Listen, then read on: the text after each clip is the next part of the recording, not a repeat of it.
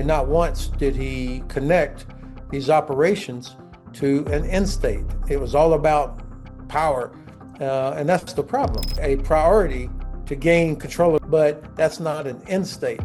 And then the longer you do this, the greater the risk of some other escalation happening. You know, air power, I love air power, but that by itself is not going to accomplish what likely end states ought to be.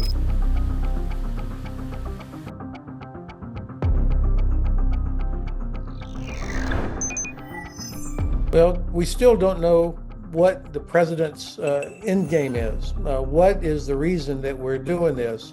I've heard many justifications, but it's not clear exactly what we want the region to look like when this is all done. And I think this is a challenge. Yeah, that's exactly what I'm saying. I've heard multiple reasons, whether it was to make sure Iran did not have a nuclear weapon, to make sure that Iran could not support terrorism, to eliminate Iran's ability to make ballistic missiles, to protect protesters, a lot of different reasons, but I've never heard the president or his administration say the desired end state is this.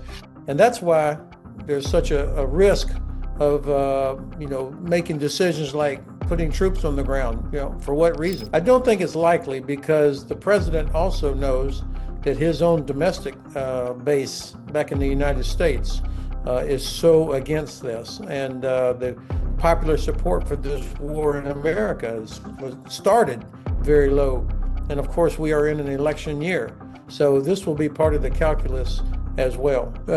First of all, the language is entirely inappropriate for the Secretary of Defense, and not once did he connect these operations to an end state. It was all about power, and that's the problem.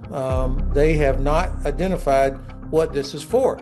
Look, of course, it's always a principle, a priority to gain control of the air so that you can, in fact, go after targets and to protect your own pilots. That's always the priority, but that's not an end state.